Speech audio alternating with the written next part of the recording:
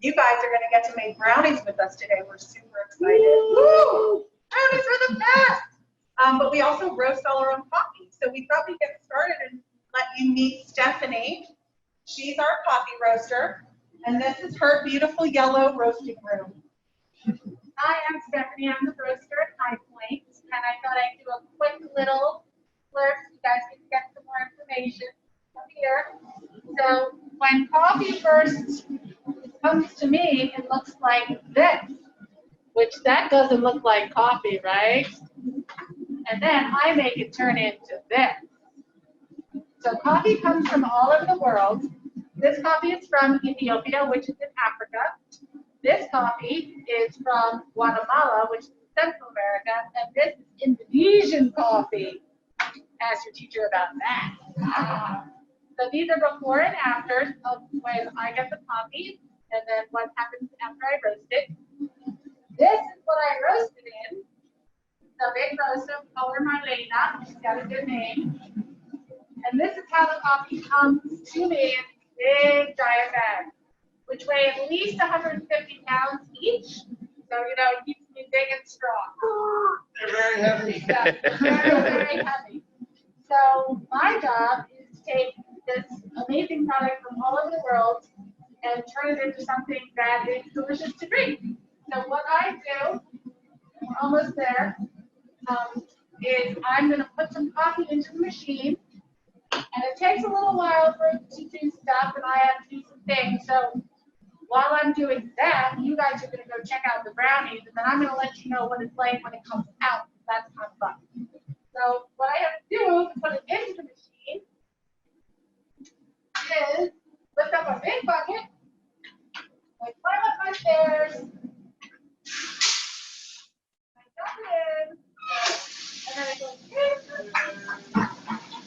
This machine right here, where it spins around and around and around.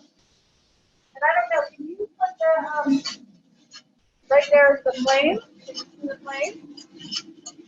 So that's the flame of the coffee. And that, as it's going around and around, roast it very evenly so it doesn't burn and it tastes really good. So have fun with the brownies, and I'll see you guys when it's ready to come out. All right. Okay? Before we leave, guys, any questions about so far what we've seen with coffee? If you guys have any questions, feel free to put them in the chat, okay? All right, so no questions so far. I think everybody's ready to get to the brownies. So. Great. So you guys are going to get to meet Inez. She's our day baker. We actually bake almost around the clock because we have bakers who come in to work at 7 o'clock at night so that they can bake things to be super, super fresh. Now, before we jump in, we did have one question just about the coffee. Where do you get most of your coffee from? I know that you had, 3 different areas. Where do you get most of your coffee from, and what's the most popular, would you say? Sure. We make blends, and that might be something Stephanie can talk about a little bit later. But blends are when you take beans from different regions and different farms, and you blend them together to bring out different flavors. But Stephanie and I both really love Ethiopian coffees. They have a really wide variety of different flavors. And so I think we work currently with about 6 different coffees from Ethiopia. But we also, as she said, get from Indonesia and Latin America, Guatemala, Colombia, Brazil. So yeah, but I think Ethiopians are probably our favorite. Wonderful. And Elisa, just to answer your question, we're in Philadelphia right now. So just wanted to remind you. You go to a main spot where you say, oh, there's a whole lot of really good Ethiopian coffee this week, and we're going to find some of that. So one thing that's really important to us is to have consistency. And so we want to make sure that the coffee that we can get for a while. So we work with coffee importers, and their whole job is to go and select coffees from all over the world. And then they bring them here and we buy from them. So we work with importers who have a wide menu, if you will, of different coffees. And they'll send us these little bags of coffee that we can taste and say, oh, we like that one, or maybe not so much that, we want them to do it for us. And so we work really closely with them. And they tend to have really strong relationships with farmers, because one of the things that's really important to us is that the farmers that we buy from are not being taken advantage of, so that they get a fair price, that they have good working conditions, that their quality of life is good, and that we're not taking advantage by buying super cheap coffee. We actually buy pretty high-end coffee so that we can ensure that the quality of life of everyone on that chain is taken care of. Same thing when we buy our ingredients for our bakery. We look for local produce, small farms, as much as we possibly can, so that we can support a local economy. Being a local business to Philadelphia, that's something that's really important to us. One of the farms is right down the road from That's here. right. It's in Aubrey Arboretum. Yep, absolutely. And Ephraim had one more question, just about, is coffee before it's roasted, would it hurt you if you ate it? Like, is it poisonous or anything like that? Or I don't think it's poisonous. I think that the fruit on the outside is not good to eat. It actually looks kind of like a cranberry. If you've ever seen a fresh cranberry, it gets red like that. But the bean is really, really hard and kind of waxy. You wouldn't be able to chew it. You wouldn't be able to, it would break your teeth before you broke the bean. Unlike once it's roasted, the oils come out, the moisture comes out, and you could, I don't think it's delicious, but you can chew on a coffee bean. It won't break your teeth. But it resembles nothing like coffee that we drink. It's not anything you would want. Right. Some people eat those espresso beans dipped in Yeah. chocolate. Delicious. I love those. Oh. But if you've ever had a dry bean, like a dry pinto bean or something like that at home, a split pea, try eating one of those raw before you cook them. It's a lot like that. Really hard. Ouch.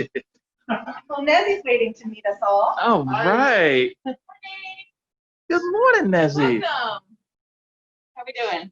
I think everyone's doing great, and they're excited about making these delicious Hal Point brownies. Welcome to the Brunch Break channel. My name is Inez. I'm the day baker here. We do have a night shift and a day shift. So we are a small operation. We have, I think, 5 total in our kitchen. So welcome. Let's give you a little tour. We have our dry ingredient rack over here. We use a lot of this stuff on a daily basis for just about everything that we have a recipe for. Our big mixer, our little mixer, our little baby mixer. This is what we're going to be using today. So You have those big bricks of chocolate.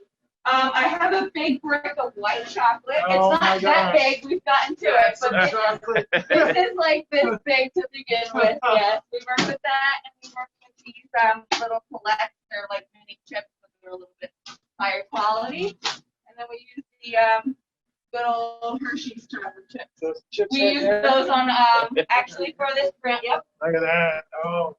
Let me Nancy, open get that your up for face you. in there like a cow. Good old chocolate chips. And actually, those can go in the recipe that we're going to be making today. So let's start with that. And All right. as a reminder for everyone who is watching, the recipe is on our Facebook page if you want to check it out. This is being recorded, so you can definitely make them after this is done as well. And Miss Val just posted it in chat as well. So I know some of you are already ready to go to make this, but I just wanted to remind everyone about that too. Alrighty, so with the recipe that you guys got ahead of time, or hopefully ahead of time, if not, the link is there.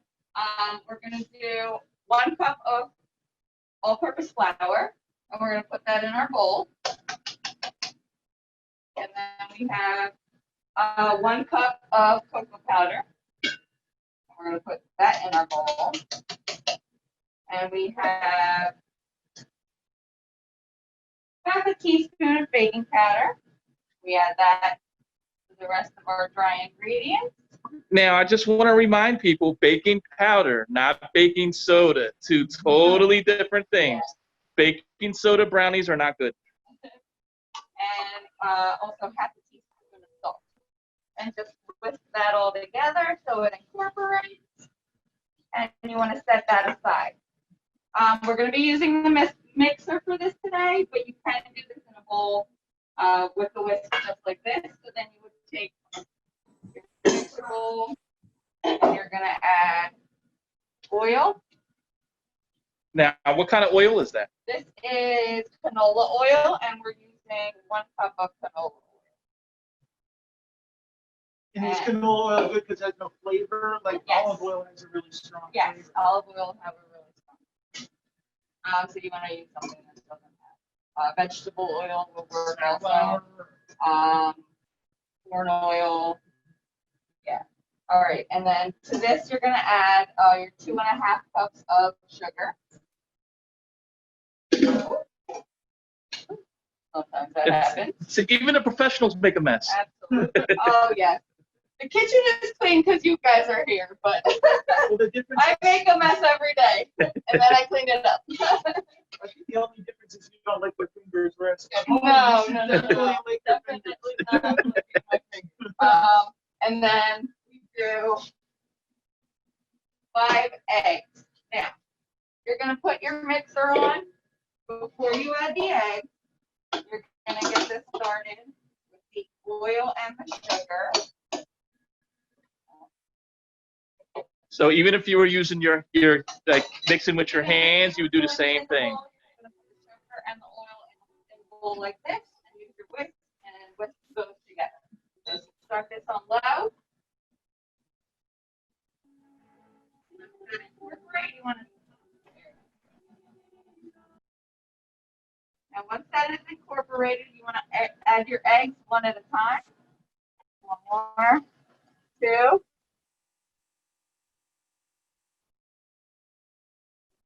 3.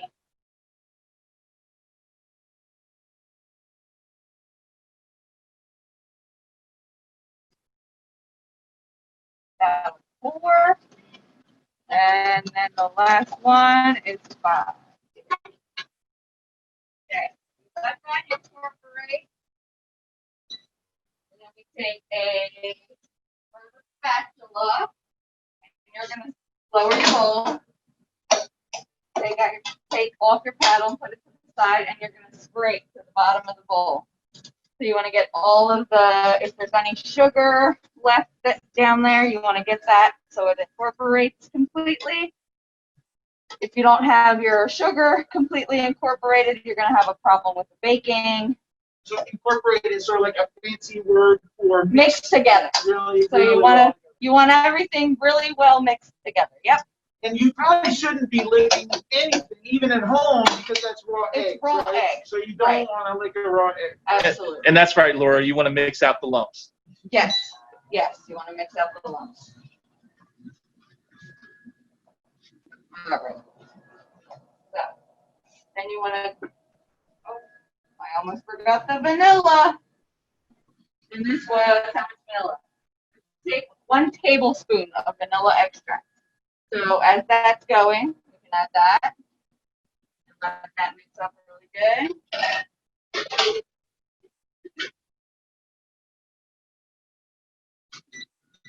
Put that up to medium. Get it really going. Yep. All right. All right. Back down to low, and we're actually going to turn that on. So here's an interesting question. Yes. So when we see vanilla, a lot of times we see it looks white, like, vanilla pudding. Yes. However, vanilla extract is brown. Vanilla beans are actually brown. Vanilla beans look like really long green beans, but they're dried, and you have to cut them open and scrape out their insides, and that's what they use for vanilla flavor. In the case of the vanilla ice cream, if you get vanilla bean ice cream, you can see the little specks, and that's the actual vanilla bean. And the type of sugar we used was just regular white sugar? Regular white sugar. Yep. Would you mix in like turbinado or like a stevia? liquid or something? I would assume so. We don't use substitutes here, so I'd have to do a little bit of research for something like that. But I'm sure you can substitute. I think stevia might be a 1-to-1, but I'm not 100% on that. All right. So, was that good for the vanilla bean question? Yes, and someone else wanted to know, Francis wanted to know if you wanted to use a different flavoring. So, like, instead of like vanilla, if you want to use a different flavoring, would you suggest doing like a different type of like extract? Like instead of You like, just gotta remember that it's going with chocolate, so you gotta be able to like whatever flavor you put with the chocolate. Like We add the vanilla because it brings out the chocolate a little bit more. Orange chocolate is a typical flavor combination that might work. Mint chocolate, maybe, that might work. in 2 minutes, she's Yes. gonna pull something out of the roast. Okay. Can we run over there and do that? 2 and then minutes, come I back? can get this roast done. Cool. 2 minutes. Okay, so we're going to Alright, so check out. Go ahead, I'm We're sorry. gonna add a quarter of this. We're gonna start the mixer. All right. And we're going to continue adding that, but we're going to go and check out what's going on with the coffee. Yep, and then when you come back, I'll finish up with the dry ingredients are going in. All right, thank you, Inez. Yeah. Right. And yes, I missed to mention that, but yeah, I wouldn't make a tomato brownie. That doesn't sound good. Almond or peanut butter brownie if you're not allergic to Peanut butter, I've done peanut butter in Yeah. there, almond butter. Yeah, bananas and chocolate go together very well too, Oh, Benjamin. yeah, bananas. You can make bananas. I don't know if you can hear it right now, but it sounds like popcorn. So all of the beans are expanding, and it's making a noise like popcorn, and it's almost time for it to come out. So you can look in this window right here. You can see that the beans are getting nice and dark. It's super exciting. And pretty soon, I'm going to open up this handle, and where the beans are skimming around in the drum, they're going to come out. And we expect them really cool, really fast. Are you guys ready? Are you going to watch too? I hope you guys are having fun making brownies. And if you have any questions that you thought of during that time, you can always come back and ask. We are going to get very excited right now. The best part here is the cooling fan, and it moves the coffee around without the heat, so cool it down. And I have air coming up from underneath, so it gets cool from the bottom and the top as it's spinning around. And right now, this coffee is at 415 degrees. Wow. 415, which is really, really, really, really hot. So you don't want to check it when it comes out. Okay, we're almost there. So this is almost like if you had a spoon and you were like stirring your soup to make it cooler. Yeah. And you want to make sure that it's all moving around. Okay, ready? So right there.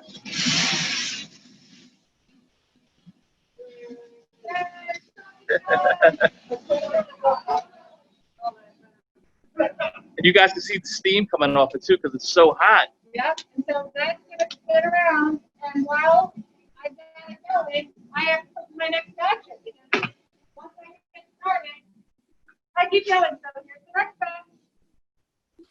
Goes right in the top.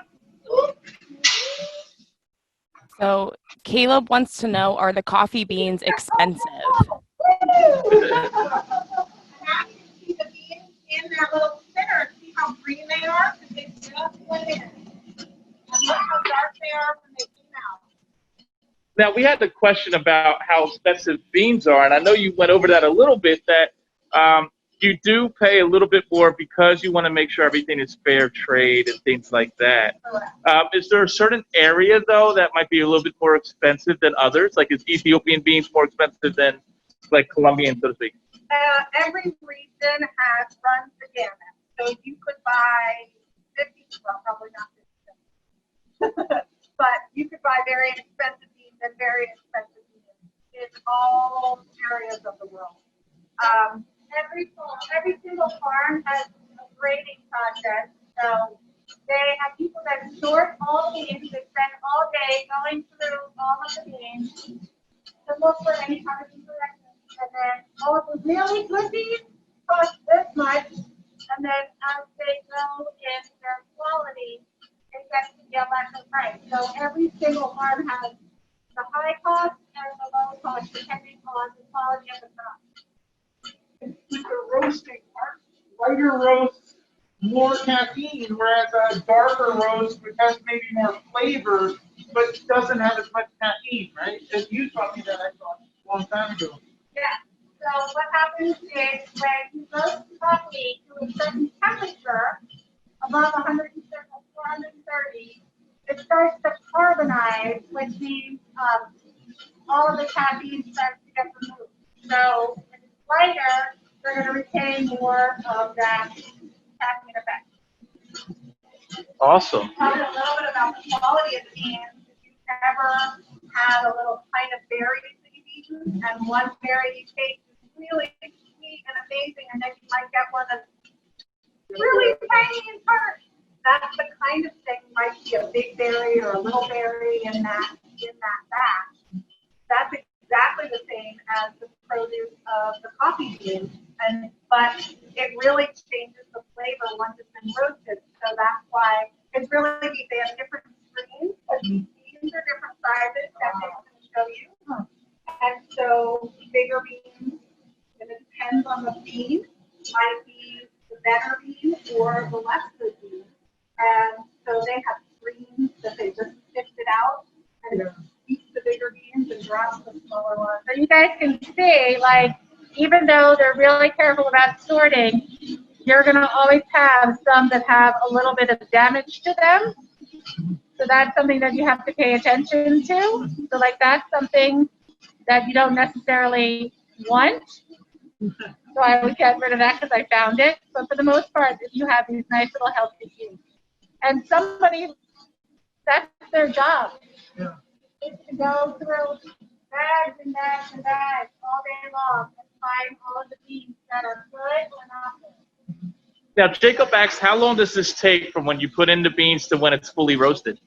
Depending on what I want the coffee to do, it can be anywhere from 14 to 18 minutes. Okay. So Indonesian coffees like to go longer. Central and South American coffees like to go shorter. So it depends on the bean, moisture content of the bean, and the flavor profile as well. Can we go back and see how the next is doing? Yeah, let's go back and check with the brownies. So, where were we? The dry ingredients. So we put those in slowly, and we're letting them incorporate. So if you remember, and mix together. we mixed the eggs and everything, and we had some dry ingredients we had already did, so we just put everything together, right? Full originally, yep. We're gonna put that up to medium speed and let it mix.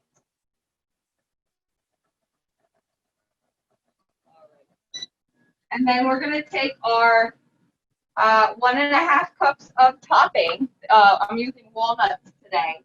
But you can use chocolate chips, you can use marshmallows, pretty much almonds, pecans, yeah, any nut will do. Now, when I made this, I used M&M's. Oh, the crunchy and the chocolate. Reese's Pieces would work as well. So you're gonna use 1 cup inside of the walnut brown or the brownie, 1 cup of whatever your topping is, and you're gonna save 1/2 cup for the topping. We're gonna sprinkle that on once we put it in the pan. So with the walnuts in there, we're gonna make sure that this is on low, and then we're gonna turn it on and let those mix in there. And you just want to make sure they're covered with batter, and then go ahead and turn it off. Bring your mixer bowl down, take your paddle off, and at this point, I'm gonna clean my paddle off with the get as much of this batter off as I can. With the paddle, not your fingers, guys. You can use your fingers. I just thought it would be a little. As long as you're washing your hands, you can use your fingers. If I use my fingers, it's not going back in the bowl. Exactly. And do you prefer like a chewy brownie versus a more like cakey brownie? Or I like the chewy one. yeah, I'm with you. I like more almost like a melted fudge. A inside. cakey brownie is just chocolate cake. Yeah. So, what makes a brownie so chewy? I believe it's the mixture of the oil Yeah, a little more oil. instead of the butter. Okay. It solidifies a little bit less, and I think that's what makes it a delicious chewy. So the oil makes it a little fluffier, not as solid, which makes it more chewy. More chewy. Yeah. All right. So then we're gonna. I have my 9x13 pan here that I already greased, and I have parchment. So I did. Excuse me. Ooh, sorry. My spray here. So your all-purpose food spray. You want to coat your pan, put your parchment paper in, recoat with the spray, and then you're going to put. At home, do they usually use a pan and like butter or something to coat it in a little flour? Or no, use parchment. if at You all can. possible. I'm not sure how that would turn out. Mm. I'm not a baker at home, you guys. You do play one But I on know TV. that's a good thing. As long as you put down a coat of fat. I just flung brownie juice. As long as you put down a coat of fat, you should be okay. With a little bit of flour so it doesn't stick. Yeah. And just remember, guys, if you're using parchment paper, that is not wax paper. It is not wet. I did that one time and had to throw away a whole tray of brownies, so don't do that. Oh, look at it all. And Wow, it's like a lava of chocolate. alrighty.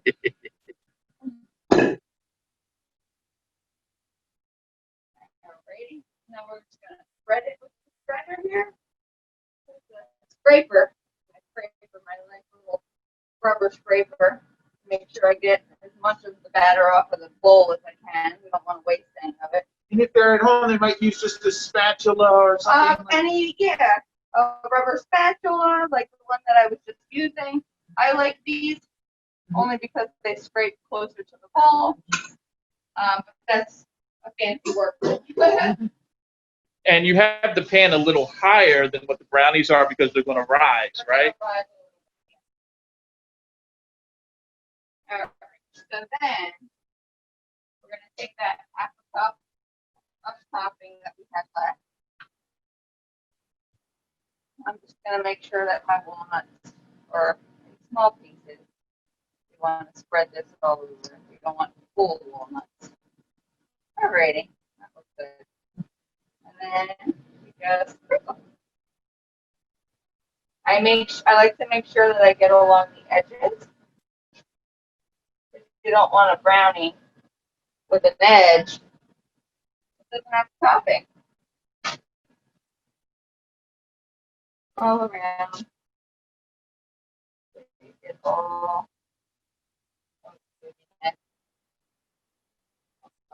And you're able to have more than one ingredient. So if you wanted to have walnuts and marshmallows, is that okay? Absolutely. I would be careful on how much of each. I wouldn't add more than a full cup and a half to the batter. And it might be a little too much. Small marshmallows, not the big marshmallows. Yeah. If you do the big ones, actually the big ones might work if you spread them out. Mm-hmm. This cuts into 12 pieces, so that actually is a really good idea. The big marshmallows, you do 4 across, 4 by 3, and that would work. So just remember, Mini marshmallows would work into the batter, Yeah. so you would get a little bit more spread. you want to make sure it's stuff that goes together. So like if you took chocolate and marshmallows and you even took like graham crackers and put it on top, you have a s'more brownie. Yeah. So then we are going to put this into our preheated 350-degree oven for 12 minutes. And then we're going to turn it, put it in for another 12 minutes, and then we're going to check to make sure that it's done. Now, And the magic of TV.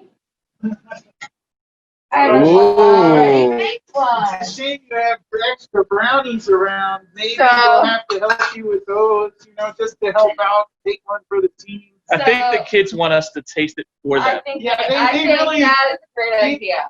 They feel like it's important that we do this for them. Absolutely. So just a note, when you take the brownies out of the oven, they're going to be extremely hot. So oven mitts, we use towels here, but same concept. Just be very, very careful. And always dry towels, because Yes. wet towels get very hot very quickly. Heat and it will get very hot. You will burn your fingers. I've done that. I've accidentally picked up my wet towel and picked up a pan and burned it with my fingers. So just a So you have to be reminder very careful. for everybody, that's the part where you ask mom, dad, or an adult to help you out. So then, when this flips out, it's actually upside down. So your walnuts are on the bottom. I flipped it right side up for you guys. So you would be able to see. So then this gets cut into 12. So I usually just eyeball half.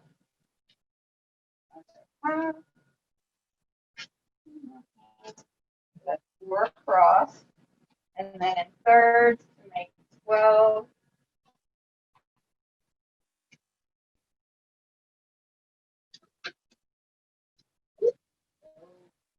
These are fresh. These are fresh baked, so they're nice and gooey. But you get 12 brownies. Well, each, right? So each get 12 brownies. I think chocolate is a basic food group, right? With I think like so. vegetables Those are and falling protein See, and those are my favorite right there. Falling apart doing it. All right. Now, when you make these brownies, how long would they normally last? Like, would you be able to keep them for a few days, or? If you're leaving them on the counter, I would not keep them more than 3-4 days. actually they don't last more than about 3 minutes if you I put them on was my counter. gonna say, I really don't think that they really last more than 2 days. at Someone that. But in mentioned- the fridge, they will last up to a week, week and a half. Right, the butter will spoil if it's left out too long. Yeah, Someone mentioned chocolate. It comes from a plant, therefore it's a vegetable. there you go. Excellent. Well, I need a good dose of vegetables today, like everyone on every day, you know. So So I'm going to be shooting the camera, but I think Mr. Coffin needs to I take a bite. I think also you know, we might want to talk about the nearest ice cream parlor. I know that social distance, but You maybe have to ice cream Google, distance but is I'm not sure a we thing. can find one. So how do I do this safe-wise? Like, gonna step out in the room? Sure, You want me to yeah. take the whole tray with me to protect you guys from I the think, chocolate? I think that might be the safest. Eeny, miny, mo, girly, mo, Larry, and Curly. I can't have one stooge. I have to have all 3 stooges, right? There you go. So, here we go, folks. All Just right. Reach down. It's nice and warm. I can feel it's like kind of bendy a little bit, so I don't want to drop any unless it's into my mouth, you know. And I'll just be back in about 3 days. So really quickly, before we head out, any questions about the brownies, how they were made, anything from anybody here in the room, besides a lot of oohs and ahs that I saw? I always like the center, not the edge. But Yes. some people are very into the, you know, living life on the edge. It's a good thing, you know. I'm a middle person. Yeah. Tomato pie as well. Oh, yeah, totally. Yeah. I don't seem to eat my breasts like a decent human being. And I have just one suggestion, if you're doing this in a bowl with your hands, once you get to the flour part, I find that it's easier to, if you have gloves, put gloves on and just use your hands to mix everything together. The whisk, it gets a little bit hard because it is a little bit thicker batter. Or just really wash your hands very, very well and then get in there with your hands. Wonderful. Okay, we're going to go back out, talk to Miss Meg if nobody has any questions, and we're going to finish this up. I saw there was a couple questions still about coffee, so we'll ask about that. Yep, you guys, think of anything in the meantime. There's sort of like something too much here. I don't know if you want to help us in any way. Oh, once the camera goes off, I will be helping out greatly. And I will say, you can use, in the recipe, we'll say this too, you can use butter instead of vegetable oil for some of the things, such as when you coat your pan. But if you remember, using the oil actually will make it a little bit gooier than you using the butter. So, And there are butter substitutes, but they're usually oil with something else, like vegetable oil and something else to kind of make it like butter. But you can make vegan brownies. I've made those. They're very good. and you can even do them gluten-free, things like that. And if you can use really good butter, that's a place where you might want to spend a little extra money to get like grass-fed butter or something like that. Or butter made from grass-fed cows. Yeah, guys. Great thing about bacon, it is chemistry that you can eat. Right. Exactly. I'm a mad scientist myself, so I'm gonna go mad on this brownie. All right, guys, we're going to go see Miss May. And thank you Anna. so much. Everybody said thank you so much for sharing this. Bye. All right. Thanks a lot. So thank you everybody at High Point Cafe. Thanks so much for sharing all of your knowledge and just, showing us how to make some yummy brownies, showing us the coffee making. That was awesome. I hope you guys all enjoyed that on the call. There was a question of where you're located. So they're in Philadelphia. If there's any other questions, you can feel free to put them in the chat here, and I'd be happy to answer anything. But thanks so much for joining this session today. I hope you guys enjoyed it. I thought it was awesome and fun, and I hope you guys make some awesome brownies. We can't wait to hear what you guys put into the brownies. The name of the cafe is High Point Cafe, and it's in Philadelphia. All right, just a reminder, this has been recorded, so we will be uploading it to our YouTube page. You'll also get an email letting us know how you can sign up for some more other sessions. They're also going to be on our Facebook and website, so you can check them out there to sign up for some more sessions for this summer. If you guys have any questions, let me know in the chat. Otherwise, remember to fill out your summer passport. Let us know how the brownie making went, what you put in them. And tomorrow's session, just as a reminder, is learn about ball pythons with Brittany Wyant. So I hope you guys join us tomorrow for that, learn about the snakes. And we're just super excited to be having these sessions, and we hope you join us for another one. You guys, if nobody has any questions, feel free to end the session and head out, and have a wonderful day.